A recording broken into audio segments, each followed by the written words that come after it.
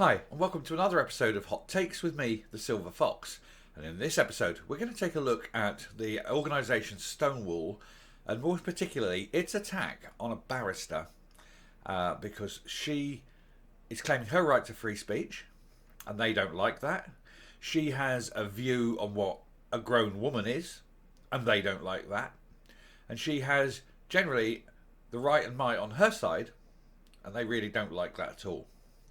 So we'll have a look at this article. It's in the Daily Mail, and it's interesting, I think, on how they eat one of their own, really, because the barrister in question is female, is a lawyer, obviously, barrister, and is a lesbian. And she's saying that you can be the LGB part of the LGBT community, but that doesn't necessarily mean you agree with the T part. Anyway, I'll put myself down in my usual corner and we will take a look at this article and discuss. So this is the article. As a bit of background, it was due to start on Wednesday, but the plaintiff, Alison Bailey, she fell ill, so it was delayed a couple of days until she recovered. So it resumed, or really technically started, I suppose, yesterday. And so this is the report from yesterday's proceedings. But it's an interesting case where, you know, they turn on their own, and she's an advocate for free speech. Elon would like her. She's claiming that she's being persecuted for having a view that doesn't match the groupthink or the right think of the organisations that are trying to make mental illness a normal thing. Anyway, we'll take a look at it. Lesbian barrister free speech battle with Stonewall resumes after she fell ill. Alison Bailey is suing LGBT charity over claims it induced her chambers to launch a probe into her trans rights views. Alison Bailey is suing Stonewall and Garden Court chambers for discrimination. She claims the LGBT charity induced her chambers to probe gender-critical beliefs. The tribunal was due to begin on Wednesday and was adjourned after Ms. Bailey fell ill. It today heard evidence from the leaders of two gender-critical organisations.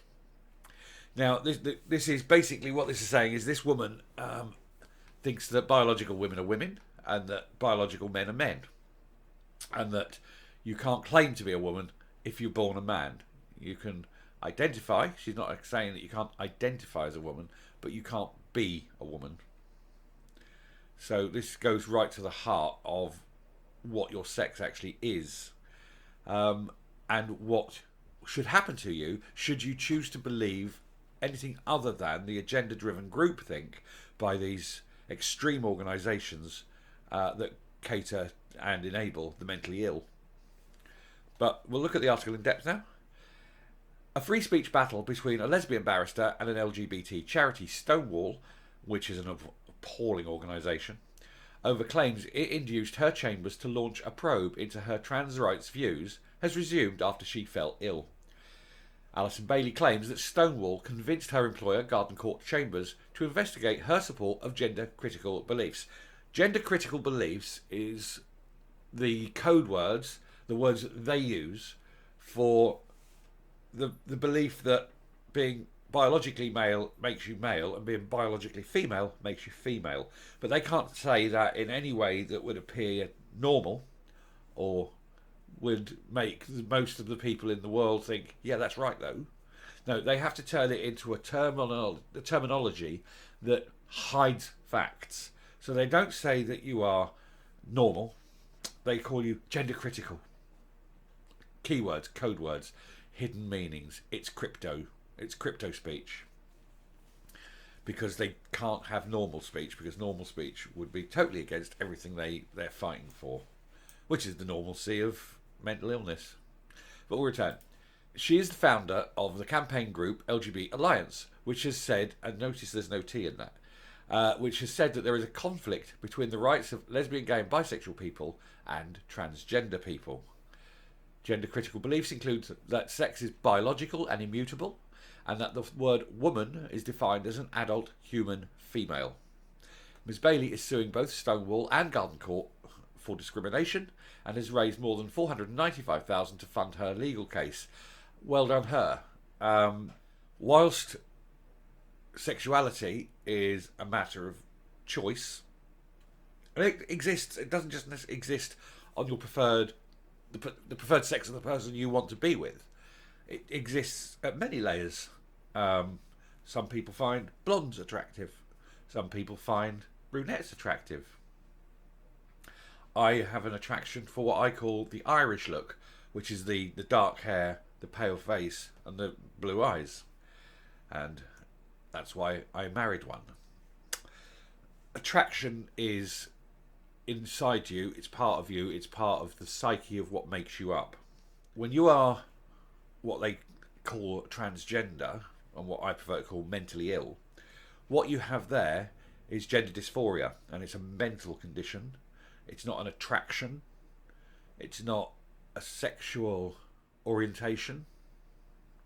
It is a mental illness. You are saying that my body is male, but I don't like the fact that my body is male, and I would like to be a lady, but I can't be a lady because I'm a male. And then you have this mental fight in your body. So you start dressing as a woman. You want people to call you a woman. You can put on as much makeup and lippy and whatever as you like, but you've still got a prostate, so you're still a man, and you'll be a man till the day you die because you have XY chromosomes, male biochemical reactions, an Adam's apple, manly hands. It doesn't matter what you do, you're going to be a man. And so this is not a physical manifestation of an illness, nor is this an attraction, a sexual orientation.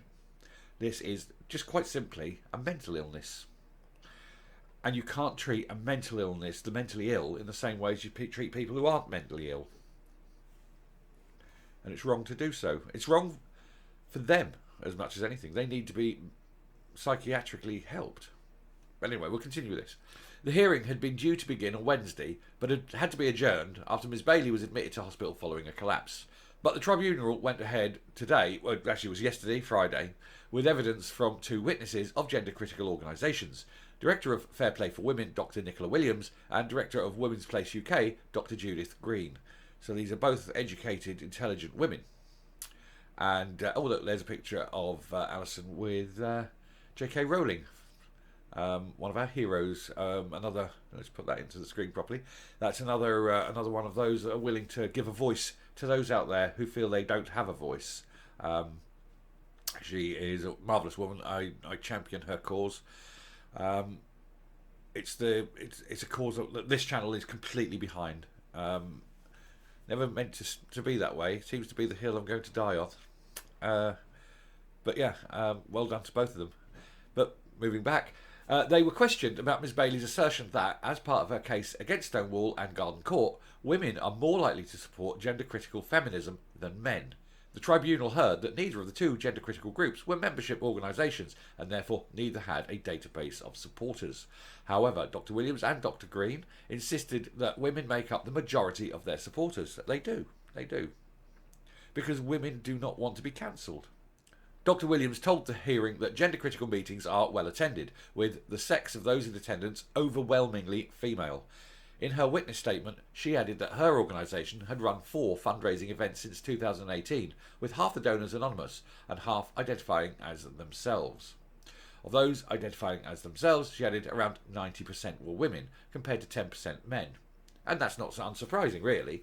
It's a group who is pushing for women's rights, the right of women to not be cancelled, not to be treated as one of the boys, not to have men competing in female-only sports, not to have men intruding on women-only spaces, not to have men wandering around female wards in a hospital and committing the R word, not to have men entering female domestic violence units where very vulnerable, traumatised women may face further trauma on seeing a man there. So it's not as though their requests are unreasonable or outrageous. These are genuinely held beliefs, and they're beliefs that not only do I hold personally that as being sort of, there should be a basis, a concrete sort of basis of any society, Their beliefs that 99% of the population, more, 99.99% of the population would hold. It would be unreasonable to hold a view against that. But not for Stonewall and not for these trans lobbies. But Andrew Hockhauser, counsel for Garden Court, showed a tribunal a 2020 survey conducted by YouGov that found women were more likely than men to agree with the assertion that transgender women are women. More likely than men is the key word there. Not the majority of women. So you could actually have a case where only 0.2% of women said transgender women are women, and only 0.1% of men would say transgender women are women. And so that would answer the question, oh yes, more women are willing to say it. But actually, no, a tiny, tiny, tiny minority of women are willing to say it, but 99.98% of women wouldn't. Unless you have unless you're putting out the numbers here, and you're doing the comparative control, these are pointless. And they are not likely to do that, are they? Because that would go against their agenda. He asked Dr. Williams how this was consistent with her assertion that women are more likely to support gender-critical beliefs than men. She replied, I accept that gender identity of a transgender person, but I say that sometimes when sex matters, their sex has to be taken into account as well. Yeah, the sex must trump gender, every time. When it comes to occasions where sex matters, that is what we talk about, and that is why we see lots of female people at meetings. The pair also clashed with Garden Court's legal team on whether Ms. Bailey's two assertions that were claims about the population as a whole or just about the supporter of gender-critical feminism. Dr. Green was asked if her assertion was partly based on the survey collected at a single event. The survey came from a conference co-hosted by University College London's Women Liberation Special Interest Group, attended by about 939 people. How could it be about that level? It would be about 900 people, or it would be 939 people. Dear God. The level of journalism is appalling in this country. Anyway, and that was shortly before lockdown in 2020. The attendees were asked about their sex on a voluntary form, with 350 of those who responded saying they were women and only 7 saying they were men. That's fine, no problem there. Dr. Green said this was representative of her experience of gender-critical meetings. She also asked how she could make assertion that women are more likely than men to support gender-critical beliefs when her pool of respondents was so small compared to the entire population. Dr. Green said women are more likely than men to be supporters of gender-critical feminism if the supporters of gender-critical feminism are overwhelmingly women. I gave evidence in support of the claim that women are more likely than men to be supporters of gender-critical feminism, and the trial continues. And I do hope that she wins this trial. She is obviously being attacked simply for having the view that women are simply adult females. You can't have male DNA, a prostate, male junk in your pants, and call yourself a woman. And no matter how pretty your dress is, how much makeup you slap on, whether you call yourself, Dora, doesn't matter. You cannot change who you are. You can only change your appearance, but your fundamentals do not change. And that's what she says. And I do hope she wins the case. So we'll come up and we'll round this off. This is only a quick one. Didn't want to go on this long. So the case continues. I believe it continues Monday. I will bring a follow-up video to this, possibly 2, depending on how long the trial goes and if there's any twists and turns. But certainly I think it warrants a follow-up. We want to see the result. And I wish her well. Obviously, for personal reasons, she can sort of take the money and run, hopefully, from her employers who have treated her abominably, and also get Stonewall to pay her costs, because they're an awful organisation headed by that lizard man, Peter. Well, we all know what I think of him. But it has important legal ramifications. Her assertion that a woman is defined as a human adult female, if she wins, that goes into law. That is a legal definition. That case can be called and said, well, this woman won a case with her assertion that a woman is a human adult female. That will then stand in law. And that goes against what the trans lobby believe with their, them with their mental illness. They want a woman to be defined as loosely as possible so that men can be defined as women, which is obviously not the case, because men are men. And regardless of what you do, you're always going to be a man. And if the law says, if there's a legal precedent that says that a woman is a human adult female, and therefore is defined by sex and not by gender, that scuppers their plans. That puts their plans back years, and that's good. Then it gives them years to seek professional psychiatric help rather than any kind of just dressing up and participating in ladies' sports, or entering female-only wards, or going into female prisoners to commit the R word. I've done videos on all of these things. These things happen, and it hopefully will also put back their plans with their obsession of pushing this agenda onto children. We all know how much they like to get into the children's thing, don't we? I did a video about that yesterday. I did a video of that several days ago about the continued push and obsession they have with children. But we'll leave it there. If you like what you hear and see on the channel, please hit the subscribe button if you haven't already. Ring the bell for notifications of future output.